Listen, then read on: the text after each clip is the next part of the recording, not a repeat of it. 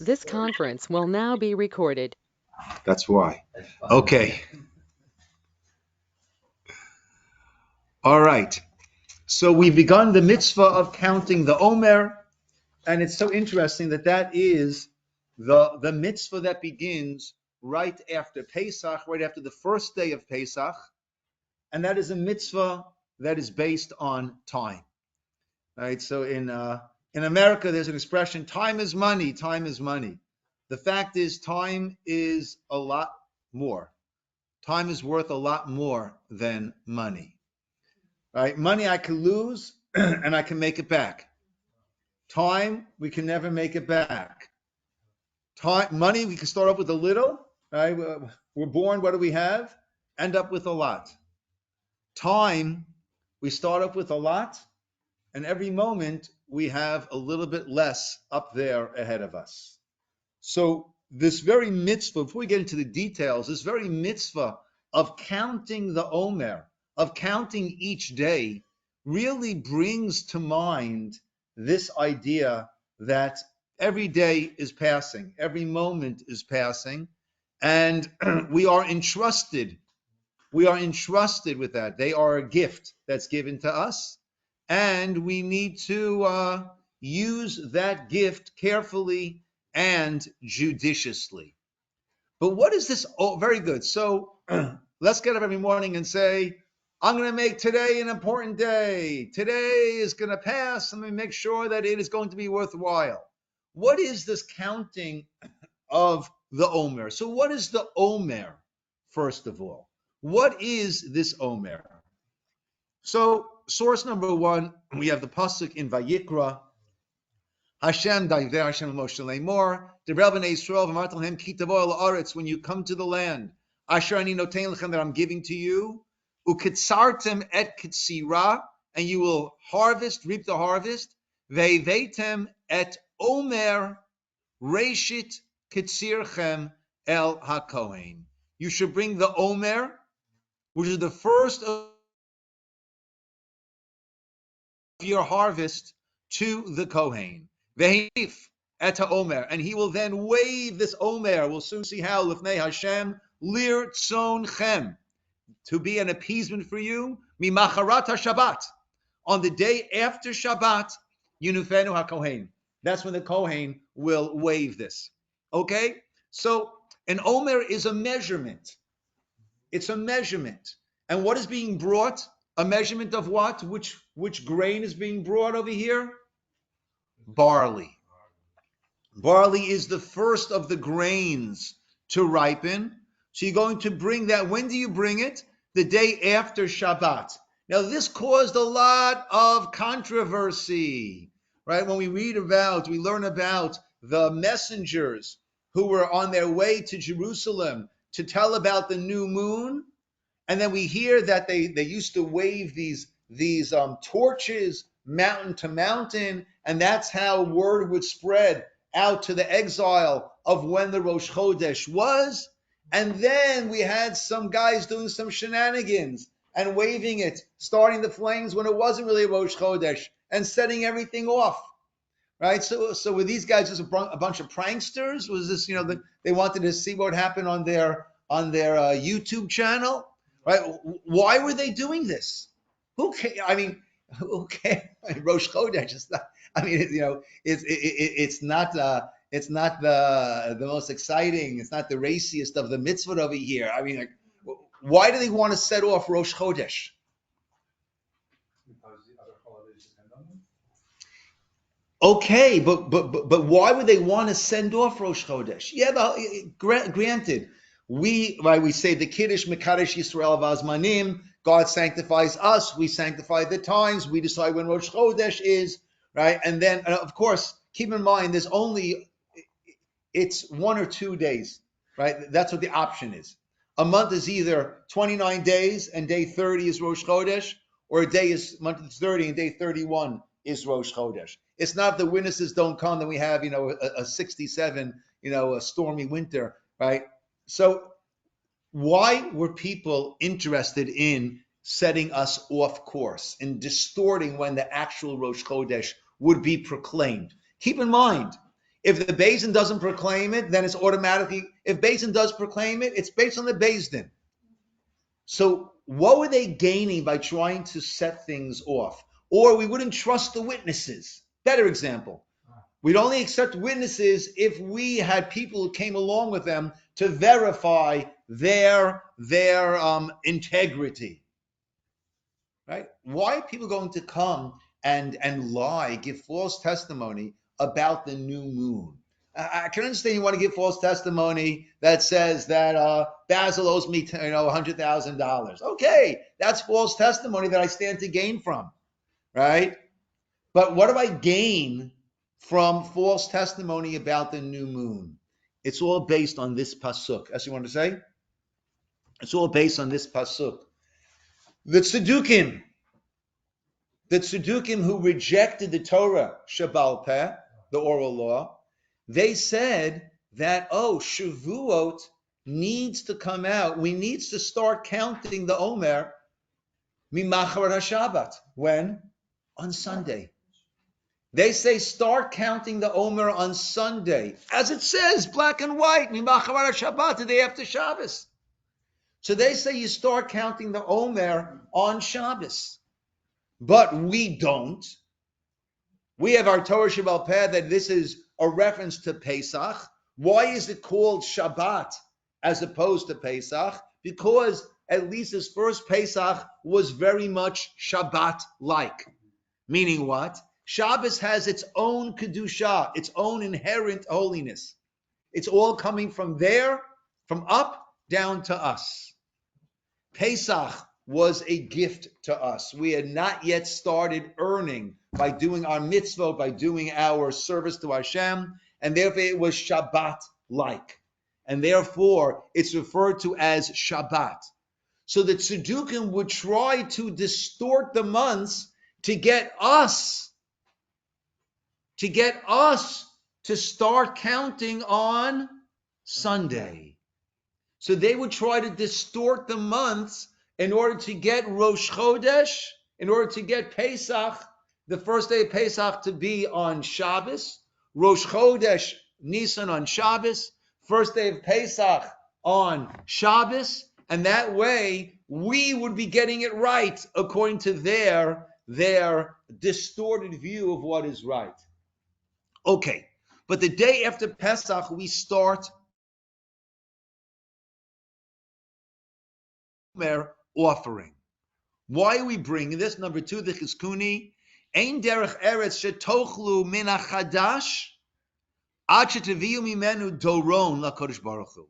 It's not appropriate, derech eretz, to eat from the new harvest without bringing a portion of it as a gift of thanks to God. Where else do we find this?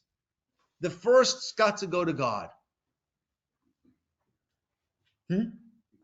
Bikurim, the first fruits, when it first starts to blossom, we tie something around those, and that way when it's fully blossomed, we take those first fruits and we bring them to the Beit HaMikdash, we bring it to Hashem. When else?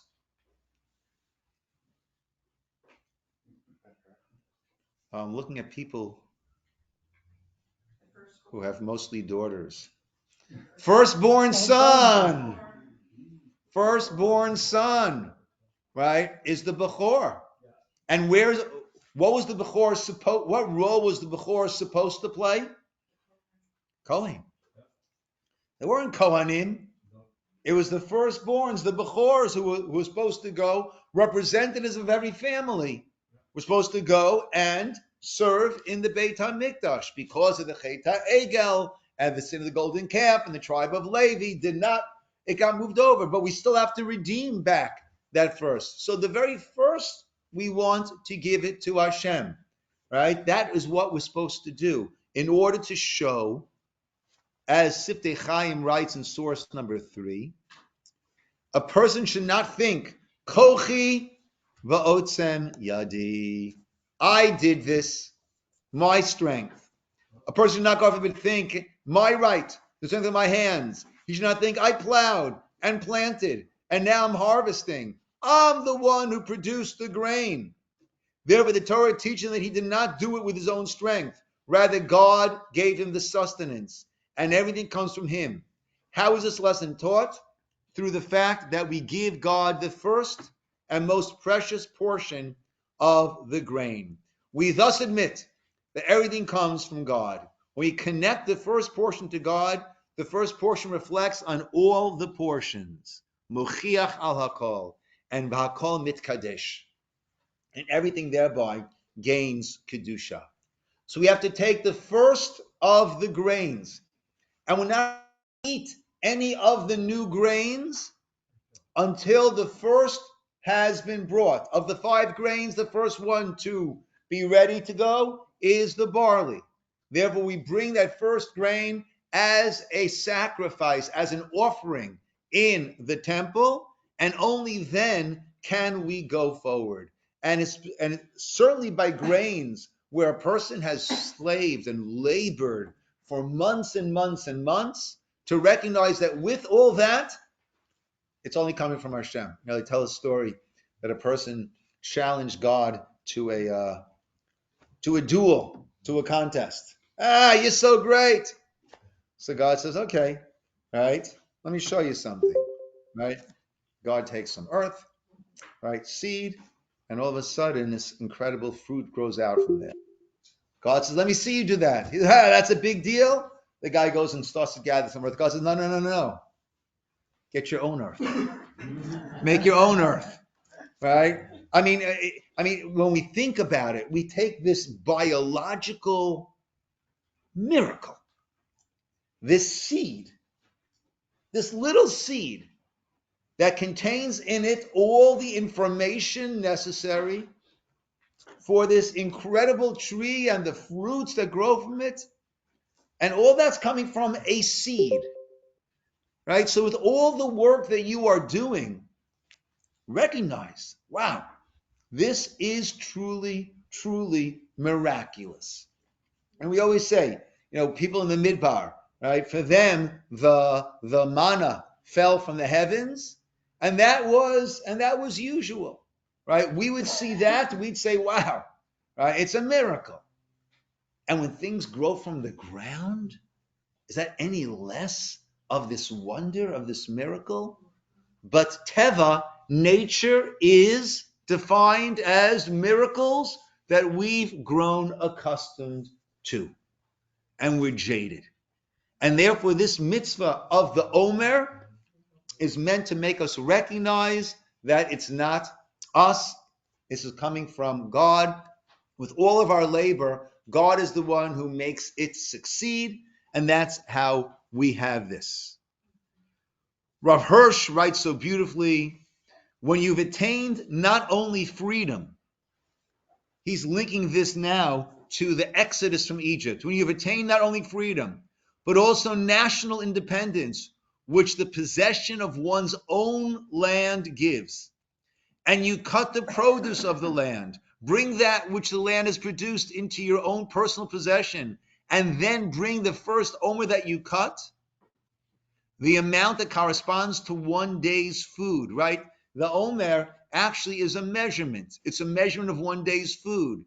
That is the amount of manna that fell for every person on a daily basis. So therefore, by bringing this Omer, it's meant to remind us of the man and recognize that this is simply another form of the man that we now have. This cutting, the amount everyone says, fruit to the Kohen. Why bring it to the Kohen? To your representative in God's sanctuary. That's how I'm bringing it to God. He's representing me before God. This cutting corresponds to the real harvest of the land: wheat, barley, oats, rye, spelt. This Omer is brought from barley, as we said, which is the earliest grain to ripen.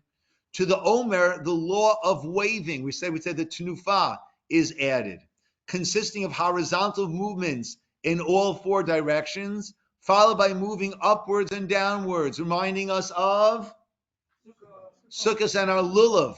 That's what we do with our lulav and etrog. By the procedure of waving, one's material nourishment, right? This Omer is made of flour from the barley and oil and incense. Right? Hirsch so brilliantly explains, what do they represent? The flour is one's material nourishment. Oil is one's well-being. That's already living it up a bit beyond the bare necessities. Incense is one's mental satisfaction with life, right? Incense is not a physical, it's you smell it and it puts you into a different state of mind. So it depends what it is, which are all represented in the Omer, right? And all of these represented of the Omer are stripped of every idea of selfishness, represented by giving the Omer offering to the Kohen who does the waving. Then this symbol of our earthly existence, with all its prosperity and joy of life, is placed in the temple, right? You could have earthly existence, right? That's Maslow's order of needs, right? And then you have prosperity. But with all of that, you have many very wealthy people who are miserable with their lives and are finding negative everything. So we take earthly existence, prosperity, and joy of life, and it's placed in the temple to acknowledge that only through the Torah's ruling influence can we find our dedication to the community and to God. Okay. So that is the Omer. Wonderful. So in the time of the Beit HaMikdash, you would bring the Omer on the first day Chol HaMoed, Mimacharat HaShabbat, meaning the day after the first day of Pesach, and you bring the Omer. And when the Beit HaMikdash has been destroyed, so then, and only then can you eat from the new produce. Without a Beit HaMikdash, you can't bring the Omer. So then, at the end of that first day Chol HaMoed, second day of Pesach, that's when we can partake of any of the new grains. Okay, but what is this counting then? Great, now I understand a beautiful, important offering that we bring. What is this counting of the Omer?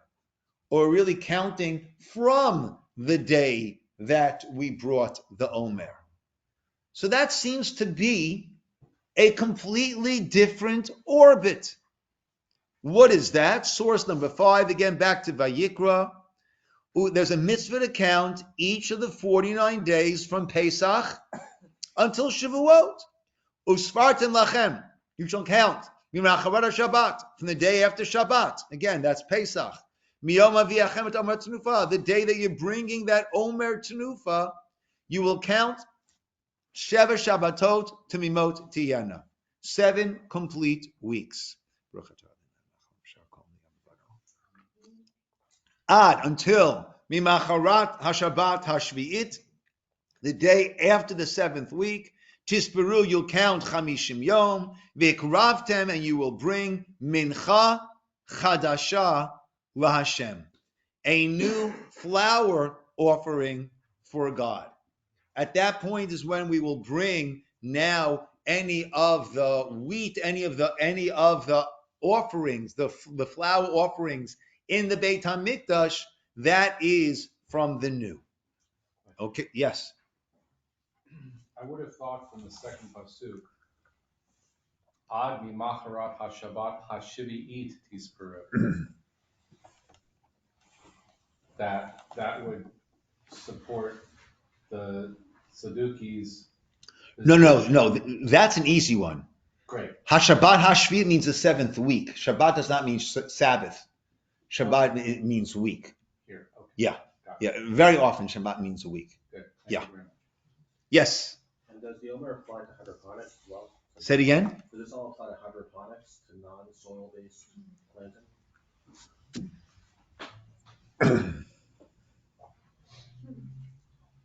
So does the law of Chadash and Yashan, right, of the new and old grain, will that apply to things that are grown hydroponically? Is it not connected to the ground?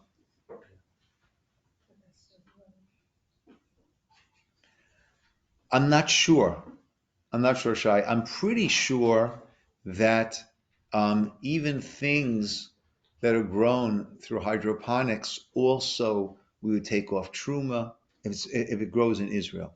We would take off truma and Maaser. So I believe we treat it the same way, but I'm not sure. Okay, it's a good question. I'm not sure. Okay, so we counting these days, and in Devarim, source number 6, we're also counting the weeks. Sheva Shavuot is bar lecha. 7 weeks you shall count. Mehachel Charmesh Bikama, from when you hachel latchil, you begin the Charmesh, the sickle, going against the Kama, the standing grain. Tachel the spore, that's when you'll start to count these 7 weeks. So we seem to have a completely separate orbit of counting from Pesach to Shavuot. And as Rambam Maimonides writes in Moreh Nevuchim, David, Shavuot, our old Chavrusa material, Shavuot hu yom matan Torah. Shavuot is the time of the giving of the Torah. Ulahagdil hayom hahu, and in order to elevate this day, nimnu hayamim min hamoed harishon elav, we start to count the days from the previous moed holiday to it. Kamisha mamtin bo hane'eman shebaohavav, like someone who is waiting for their beloved. Shumona hayom begam hashaot, we count the days, we count the hours. V'zot hi sibat sfirat ha'omer, and that is the reason of the counting of the Omer. Miyom tseatanu mitzrayim, from the day we left Egypt until the day of Matan Torah. Shehu haya kavana v'hatachlit, that was the kavanah, the intent, and the tachlit, the ultimate purpose, be it siatam, in our being brought out of Egypt. Bomro vavi etchem elai, I'm not taking you out from Egypt, I'm bringing you to me, Hashem says. So therefore, basically, there are those, Ramban views it this way, it's almost like we have a long Yom Tov. We have Pesach as our first days, Shavuot as our last days, and in between this long 49-day of, or some Pesach, of Chol HaMoed. And it's interesting because Shavuot is called Atzeret. Shavuot is referred to as Atzeret. Atzeret means gathering in. What else is called Atzeret? Shmini Atzeret, which is the last day of Sukkot. So we have our Sukkot holiday followed by Shmini Atzeret, right? We Simchas Torah, we join together, and now we have our Pesach followed by Shavuot, also called Atzeret. So that which comes at the end of the series is a time to gather in all that one has gained and move forward in a elevated manner more than before. So that's what we have over here as the Rambam, Maimonides writes in Moreh Nevuchim. The Sefer HaChinuch goes through each of the mitzvot and explains them. He writes as follows: V'zeh shanu monin la'omer, and that we count from the bring of the Omer, kach v'kach yamim, avru min aminyan, so many days. So today is, if anyone did not count, today is the 9th day, right? Which means it's the 9th day from when we brought the Omer.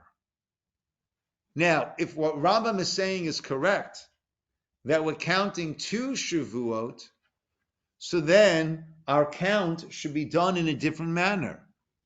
Why are we doing that? So many days have passed in our counting, rather than counting how many days remain, right?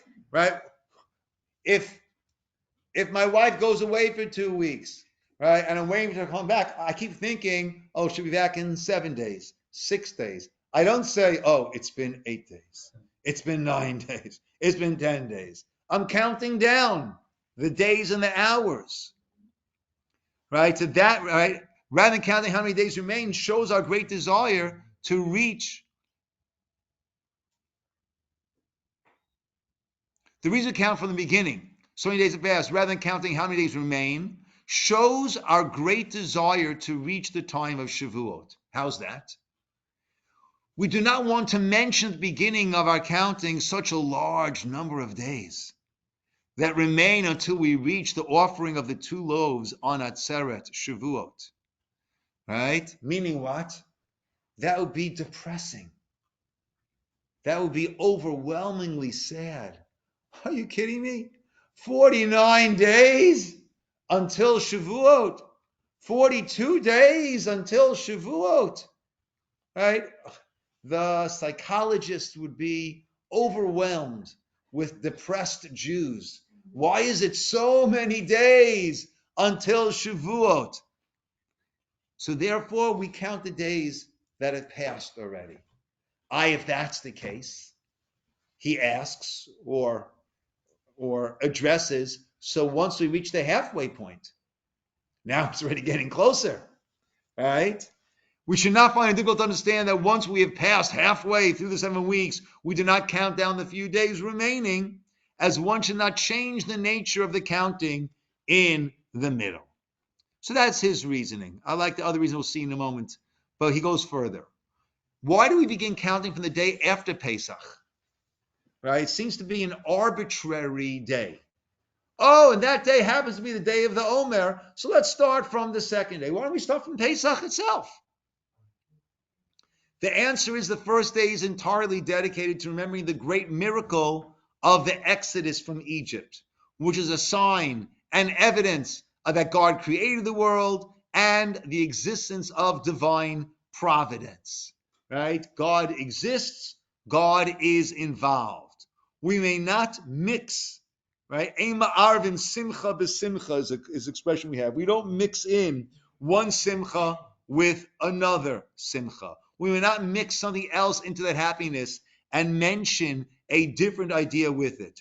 As such, the counting begins from the second day. So therefore, at this point, it seems to be the counting begins the second day. Oh, what happened on the second day? The Omer? Okay, so let's count from the Omer. We seem to have 2 separate orbits over here. We have this beautiful mitzvah of the Omer that Rav Hirsch and others explain. We have to recognize it's not our strength that gave us everything. It's all coming from Hashem. And we have that deep appreciation, labriyut, for that, right? So that is one aspect that's running. And then that's the Omer. And then there is counting the days till Shavuot. Pesach, we mentioned before that is viewed as one long holiday. Pesach was the physical Exodus, and the physical Exodus had 2 parts to it. Part A, the first day of Pesach, actually leaving Egypt. Part B, the 7th day of Pesach, which was a splitting of the sea and the Egyptian army drowning in the sea, and that way knowing that we will not be dragged back into Egypt. So we have part A and B of stage 1, the physical Exodus, and Shavuot is the spiritual Exodus. Beautiful. So therefore, we can't get too bogged down in the physical Exodus. And therefore, right away, not on that first day, Simcha Chinuch says we don't want to mix Simcha b'Simcha, but the very next day we start to count towards the Tachlis, towards the purpose, and that is towards Shavuot. Rav Pinkas gives another explanation as to why we are not counting down, right? So say Chinuch said it'll be too depressing. Okay, I'm open to hearing another approach. And he says as follows, very, very, very, very profoundly. Kasher Adam Sofer Tayamim Likrat Yom Mesuyam. When a person is counting the days towards a specific day, Harei Liyamim Shecholfim Beinatayim Ein Mashma'ut. The days in between have no significance, no importance. L'dugma, for example, Adam Shamur L'Kabel Matana Gdola. I'm going to get a big gift. Ba'od 50 yom, in 50 days' time. Harei hu mityaches lemeshach hatzipiyah lematana ke 50 yom shemafriyim li l'kavat matana. How does he view those 50 days? It's 50 days that are interfering, that are getting in the way of my receiving this gift. Right? If only I could go to sleep now and wake up in 50 days, it'll be fantastic. Right? The days are just this annoyance in the middle. The kasha cholef yom, and now a day passes. Now nisharu rak arbetish yom. Now there's only 49 days interfering between me and this gift. However, liyimei sfir to Omer, anu mityachasim ba'ofen acher. That's not how we view the days of the counting of the Omer. Yamim elu heim yamim shel biniyah ruchanit. These are days of spiritual building. Kasher adam boneh binyan bal eser komot. When a person is building a 10-story building, hareyu sofer kol koma. He counts every story, every floor that he builds. Oh, I've built that first floor. Now and only now can I build koma shniya, second floor, and so on. It doesn't say note relatation komot livnot. Oh, only 9 more stories to build. Every single story that he builds, every floor that he builds, every level is an accomplishment, and only upon that can the next one be built. Kach bimei sfirat Omer. So too during the days of the counting of the Omer. Anu bonim. We are meant to be building. Umechinim et atzmeinu lamatan Torah. And preparing ourselves for the giving of the Torah. HaKadosh Baruch Hu mitzido muchan latet lanu et Torah miyad. God, He's ready to give it to us immediately. Ach anachnu pashut lo muchanim adayin. Just like then when we left Egypt, we were not on a level to receive the Torah. We needed to ascend those 49 levels in order to receive the Torah. So too we. Anachnu pashut lo muchanim adayin. We are simply not yet ready. V'lachein, therefore, anu sofrim. Therefore, we count et yimei ha'achana. We count these days of preparation. Umonim et hakomot ruchaniyot. And we count these spiritual levels, spiritual stories of the building that we're looking to build. Hamachshirot otanu likrat matan Torah, which will prepare us for matan Torah. When I'm building a building, I can't just go to the 50th floor and suspend it. It could only be based upon the lower 49 floors that we have. And that's what we do. If I'm counting down, right, 10, 9, 8, 7, I'm left with 0. We don't want to be left with 0. We want to be left with the 49. Dov, you want to say something? In Israel, they have only one Seder. Yes. We have 2. So what I'm thinking, if we think Israel way, they went to a super high level in that Seder. After that, it went way down. It's like you're at the basement level. Here's a building already. It's not you have to build. Okay, I hear that to a degree. Certainly in Israel, where you have that first day in the Seder, for us it's a little bit disjoint. It's at the night of the second Seder that we start to count Sfira, right? But in Israel, as Sefer Chinuch said, that line of demarcation is that much clearer, right? We have all focus on the Seder, on Yetziat Mitzrayim. In Israel, it's called the Leil HaSeder, the night of the Seder, right? All in the singular. That is true. But real quick thing. So after that Seder, now you enter and there's a building. It's 50-story building and there's an elevator. You have to learn the code to get. Okay, I hear that. Or you have to build the building. It might not be so simple to just yeah. So we talked about how you know time. Time is based on the mountains and the flame and the torches. How do you know place? So how do you know where you are? Because with GPS spoofing, you might think you're in Lebanon during the war. So how do you certify you know where you are? By the new moon, right? What they needed to let them know was if Beit Din had proclaimed the Rosh Chodesh or not, because that will determine, right? If today's Rosh Chodesh, let's say Rosh Chodesh Nisan, that means 2 weeks from today, right, 15 days from today is Pesach. If they did not proclaim Rosh Chodesh, then tomorrow is Rosh Chodesh, 15 days from tomorrow is Rosh Chodesh. So they had to send the message that everyone in the exile would know when Rosh Chodesh was, and thereby maintain the holidays properly. Because of those who are doing this, who are trying to mislead us, so therefore we had to start sending out messengers. The messengers would not get to the far, far reaches in time. And that's why we keep the two days, the two Seders. So the issue was the time. The place, where if I'm in Israel, I do. If I'm not in Israel, I do. Meaning wherever I am. If I know when, if the messengers got to me, so then I knew when Rosh Chodesh was, I would keep one day, the right day. The messengers didn't get to me, right? Regardless of where I am, did the messengers get to me or not? They didn't get to me. I don't know. Is Pesach going to be Monday night, Tuesday, or Tuesday night, Wednesday? I'll have to do both a Monday night, Tuesday, and a Tuesday night, Wednesday Seder. So regardless of where I am, then it was an issue of knowledge, right? Did I get the message or not?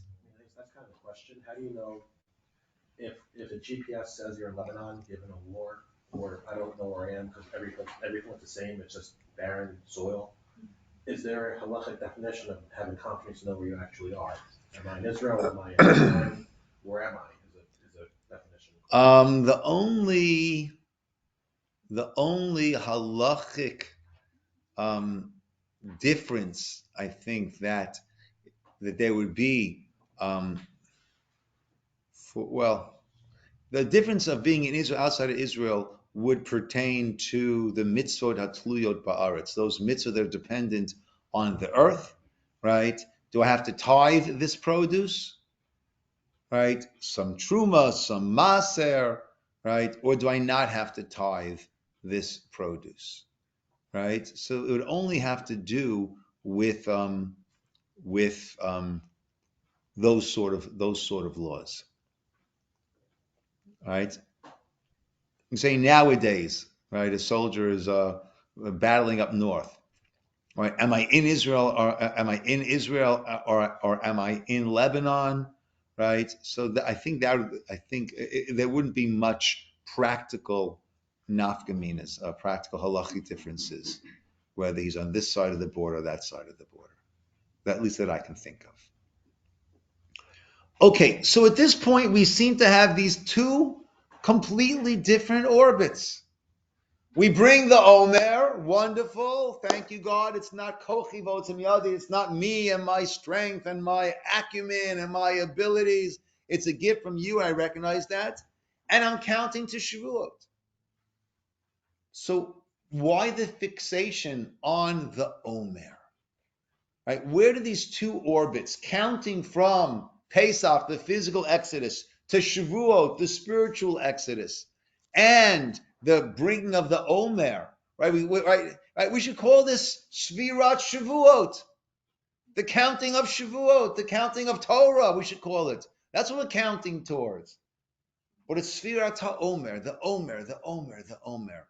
So where do these two orbits, how do these two orbits come together? So let's look at number 9. The Omer on Pesach was from the barley harvest. The offering on Shavuot was of wheat. Barley is mainly food for animals. Wheat is food for human beings. The Torah hints to us that physical independence by itself still leaves man, from the Torah perspective, a person could be on the animal level. Right? I love to tell the story of these two buddies, and they made up that whoever's going to die first is going to let the other one know what's really going on the other side over there. And one of them dies, and true to his word, he comes to his buddy in a dream, and he says, "What's going on there?" He goes, "I eat when I want to eat. I drink when I want to drink. I sleep when I want to sleep." And the guy says, "What? That's the afterlife? That's heaven? And the guy says, no, I came back as a cow in Omaha, right? You know, if the physical independence, right, we could still live like a cow in Omaha, right? Is that all I'm doing? I'm eating, I'm drinking, I'm sleeping, I'm waking up tomorrow to eat and drink and sleep. That is where we were or where we could have been left at just with Yetziat Mitzrayim. On the day after Pesach, the counting of the 49 days signifies a sevenfold refining process, right? And we'll go through this at a later lunch and learn about the seven cycles, the Kabbalistic connotations of these seven cycles, of each of these seven levels of the lower seven sfirot, and each day is one, one, one, one, 1, 2, 1, 3, 1, 4, 1, 5, 1, 6, 1, 7. Oh, 2, 1, 2, 3, right? Oh, 3, 1, right? Right? Constantly ascending up. The counting of the 49 days signifies a sevenfold refining process and marks our progress to full human status with our acceptance of the Torah at Sinai 7 weeks after the Exodus. So we're counting away from the barley. It's not simply that we have a beautiful, meaningful offering on day after Pesach, and now we're counting there, and we just needed a name to give it. We're not going to do it the first day. We don't want to be mixed simcha and simcha. We do the second day. Hey, let's look at the calendar. Oh, that's good. The second day we brought the Omer offering. Okay, so let's call it Sfiros HaOmer. It's nice and smooth, right? No, we're counting away from that barley. We're counting away from a purely physical, material-like existence on our way towards a spiritual existence. Because the only way that we can give our life true meaning is when, as we say in the Yisroel, this written so beautifully, when we touch that which is eternal, we ourselves gain eternity. So that's what we are working our way towards. We're working our way from the Omer, from the barley, up to this as exalted a human existence as we can have while still contained in our physical container. Yes, Marty? So I've always been confused about why an Omer, barley, is brought during Pesach. So can you explain when was the very first Omer offering? What year? Okay. Why do you have an issue with barley being brought on Pesach, Marty? I mean, because of chametz, yeah. Why is barley chametz? Well, I mean, it's because it's in its raw form, and it could be in contact with water, and it's not cooked. What does your matzah come from? But I know it comes from wheat, but any of the grains. But I'm not holding grain. Any of the grains can be made into a chametz form, I understand that. or can be maintained in a matzah, non-chametz form. Okay. The Omer and all of the mincha, the meal flour offerings, were all, every single one, 2 exceptions, but they were all matzah, except for the shtei halechem that was brought on Shavuot. The wheat, it's 2 loaves of bread.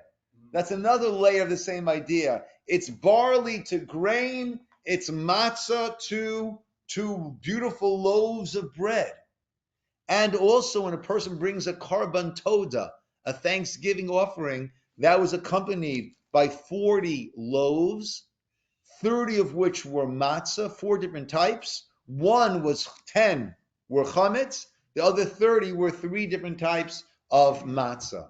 So the barley was a not chametz being brought on Pesach. We always think of barley. Oh, barley! I think of my barley soup, right? Is And it pre-made? I don't understand. If it's it's ground up. It's mixed with oil, uh-huh. right? And it was that one baked? I'm not sure. I have to double check how that was done. But it's not hummus, Uh-huh. right? Your question is a good question, and it's a misconception that we have because for us, right, we might see of course all of our wheat matzah, and sometimes you might see some spelt matzah or some oat matzah, right? Whereas the regular wheat matzah is only $30 a box. Those get expensive, right? Right? We never see barley matzah. Yeah. Or rye matzah. Oh, you do see rye matzah? Interesting. Oh, yeah? All right. See that? Barley? Barley, I haven't seen. I haven't seen that. I have another question. So, which is kind of related to the what year was the first Omer offered? Because we're talking about counting up towards Shavuot, and if it's a gift, we're hoping, we're counting down, like how soon will I get this gift? If it was the very exodus from Egypt, then I wouldn't know that it's going to be 49 days to receive the Torah. I'm just like, I'm going, okay, it's been one day, it's been another day, 49 days, here it is. But that's a very interesting question, right? We didn't bring an Omer, right? Well, we couldn't have brought it until we had a Mishkan, right? Was there a Sfirat? I don't think there was. There was a formal Sfira. There's no Sfiras HaOmer, right? I don't think there was an official Sfira, right? But it would seem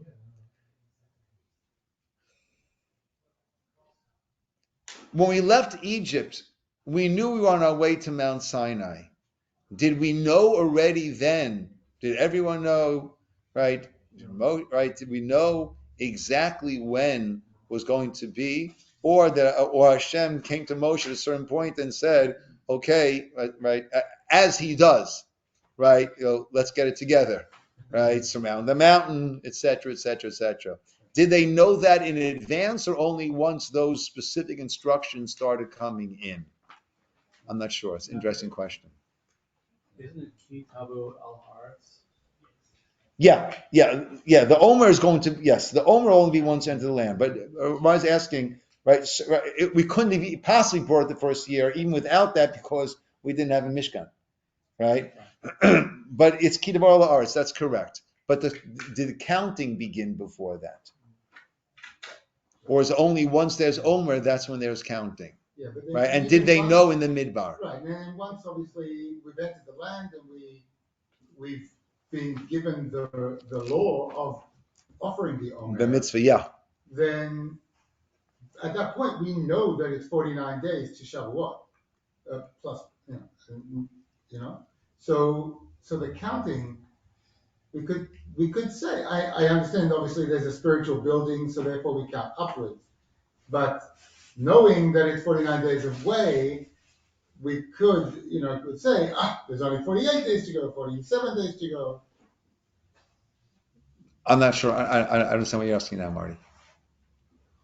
Like after the first year, after the first Exodus, after the actual Exodus, we now know it's 49 days from leaving Egypt. Right. So from that point on, we could even before we entered Israel, we could have been counting. Yes. Counting, but also, yes. Yeah, and Moshe certainly knew. Right. Right. Did everyone know? Did he share it at that point? I'm not sure. But it was clear that 49 days after Pesach comes Shavuot. Right. That was a given. Were they actually count? Was there a count? Was there an official count? Right? Was there an official count? Right. Yeah. It would seem not. Right, because the Torah's mitzvah is, right, miyom aviachem, you'll count from the day you bring the Omer Atanufa. Yeah. And the Omer Atanufa, like David pointed out, is only ki tavo el haaretz, when you come to the land. So it seemed that there was not an official counting of the Omer, right? But there was this knowledge of the 49 days. But it doesn't mean there was this mitzvah of the counting of the Omer. Shai? I mean, I lived through the forest fire in Northern California a few years ago, and it was really hard to figure out day and night with all the smoke. Are there examples where it's difficult to keep track of Omer because there's no telephones, it's before electricity? When you fly to Australia and fly back. I mean, you don't know when the day begins or ends. You don't know when it counts. Yeah, so that's interesting. So in those situations, I would imagine what we'd say is, as long as you're doing it, as long as you are doing it, as long as you're doing it at night, you're okay. So it seemed that we'd have to do it that if you're not sure when night is, so give it a couple of hours, and then you. Because I'm saying, like, in historical context, before you had like sundials, before you had like watches, what would people do if there is no sun for long enough in the morning, a day or two? Not sure. Or did you actually? No, like, the world- This was a hard question of when does Shabbat start in space? And when you're in orbit, it's always dark. Yeah. And that has been discussed somewhere. Yeah. The astronauts, so they kept it as it was kept in Israel. I'm pretty sure. Yeah. So there were two groups, one who said start counting the Omer on the Shabbos, the actual On the day Shabbos, After Shabbos. After Shabbos, and the other group said no, those with the. Right. The rabbis, the Rabbanim, right, said the day after Pesach. Right, so at some point in time, were both of those going at the same time? Okay, so these tzedukim were a break off from Tzadok and Baitos, two rabbis who were not careful with their teaching. Actually, I think we say that it was the teaching that don't be like a servant who's serving the master in order to receive reward, but rather be like a servant who's serving the master not to receive reward. They misconstrue that to mean that there is no reward, there is no world to come, and all that the rabbis had said about that was not true, and therefore they just took the Torah as it is, black and white, without the explanation that was given on it. Shabbos, they'd sit in the dark. Right? That's what we have our cholent, right? That's what we have the custom to have the cholent, that we do partake, we do utilize, but we don't ignite fire on Shabbos, but we can utilize it in certain ways, when up before Shabbos, etc., etc., etc. So that was a break off from Judaism that to this day we still have the Karaites who have a similar view and approach and practice and observance, though they never became the mainstay of Judaism. So to go back to your original point about why would somebody want to confuse when Rosh Chodesh was, it was more like because this other group wanted people to be swayed to their position. Not so much swayed to their position, but if I think that what God wants is that it starts on Sunday, so then, but I know I don't control the Beit HaMikdash, and they're going to do it according to the way the day after Pesach. I'm going to do whatever I can do to make the day after Pesach be Sunday.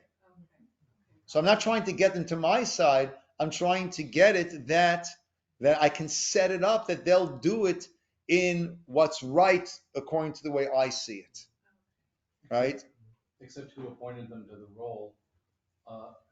Correct. Where in the Torah were they appointed to the role to Correct. do that? Correct. Right. And to obstruct and to distort, to try to make it work the way they think it should work. Yes, Janet. So why isn't this one that bothers Rashi? Thank you, Esther Shulamit, for the Torah is always either very cryptic and then we need oral law, or it's very specific. For 7 days, you should no leaven shall be seen in your house. You shall not possess it. You shall not. It gets very granular. So why wouldn't it say? No pun intended. Yeah. Go on. Sorry. Sorry, gang. Why is it saying Shabbat then when it means? And how come? So we discussed that earlier, Janet. Right? Maybe my like phone cut out. You saw I was on. Yeah. It So still doesn't. yeah, so the Gemara, Rashi, I believe over there does comment on that, right? That over there, right? And we discussed like briefly the idea that there's what's called itaruta de la'ela and itaruta de latata. Itaruta means movement, arousal, right?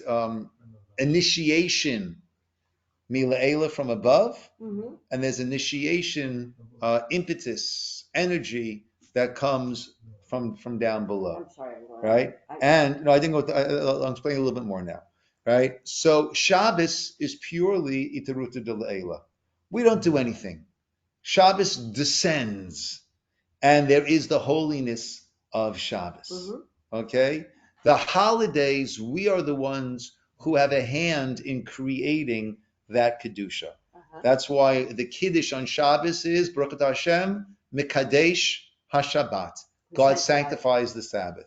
On holidays, what's the bracha? Mekadesh Yisroel V'Hazmanim. God sanctifies Israel and the times, meaning God sanctifies Israel. We sanctify the times. So we have a hand in determining when the yontif is, and those are our actions which bring about the kedusha. Okay. The very first Pesach was purely God's intervention. That was a Shabbat-like holiness descent, and that's one of the reasons given why it's referred to as Shabbat. Okay. Yeah. Okay.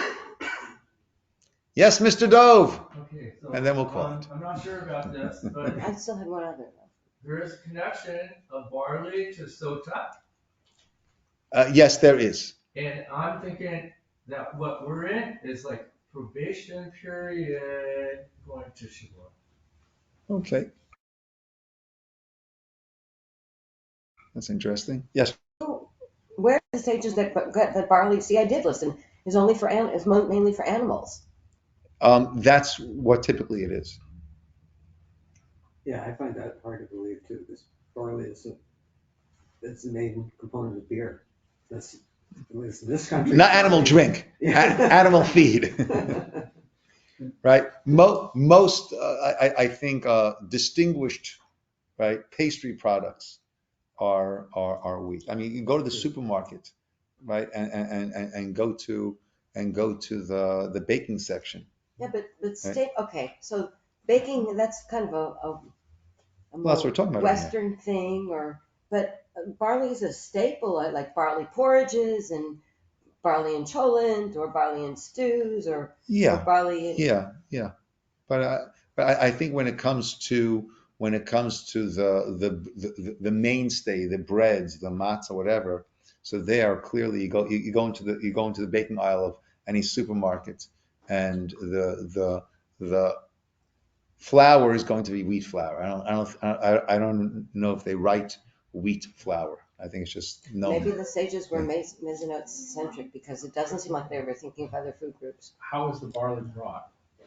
Yeah, but it's being brought as matzah. It's being brought as loaves, right? So they weren't bringing it as a chalent. They weren't bringing it as an oatmeal in the morning, right? They were bringing it as the huh? So there's some of each, right? Because there's the minchat machavat, the minchat marcheshet. One of them is a much softer, because it's done in a deep pot with oil. It's much, and the other one is more of a frying pan, so it's going to be a lot more brittle, crispy. We'll call it crispy. We'll generously call it crispy. Yes. Though on that, right, we got a wonderful Eitzah idea from someone, and it makes a tremendous difference. We take our hand shmura matzahs, right, they've been sitting in a box for who knows how long, and often they're a little, right, if you toast them in an oven beforehand, they become so much lighter and crispier and so much easier to eat. And also one other eitzah during the Seder, when you want to try to eat quite a bit of matzah, right? For each of those shiurim, you can have some water to help wash it down. That's what I do, and that helps me consume my kazayit in a slightly easier fashion. Yeah. That's what the wine is for. Huh? That's what the wine No, is you don't want to have it with wine at that point, but with water you can have it. Yeah, yeah. Okay, my friends. That's Gebrocks, though. That's Gebrocks. I'm a Gebrot guy. I'm a Gebrot guy. Okay, we'll call it over here, But you everybody. did point out that Purim, the redemption of Purim, even though it's not from Chumash, is kind of positioned. That's why there's the second Adar, and that's why there's The Purim. Gemara says that's why we'll do Purim in the second Adar instead of the Right, first Adar. and so that's kind of so that a redemption can lead up to another redemption, Mhm. and that so it seems like at least in the beginning observances of the year, there's this coupling of the Moedim, even though it's not Purim isn't the Okay. commanded Moedim, because then you said there's this Chol Hamoed Mhm. of Of all the days Yom- now until Shavuot, so to So speak. I did hear and I did listen, and I couldn't see who was on because I was scrolling over there. So there might be some similar sort of gestalt or energy. I'm going willing on. to say there might be. And then finally, the counting up or counting down. That when I heard that, I said, "Oh, that's Beit Shammai and Beit Hillel." Oh, by Hanukkah. Uh-huh. That's interesting. That's an interesting parallel. Okay, my friends. We will call it over.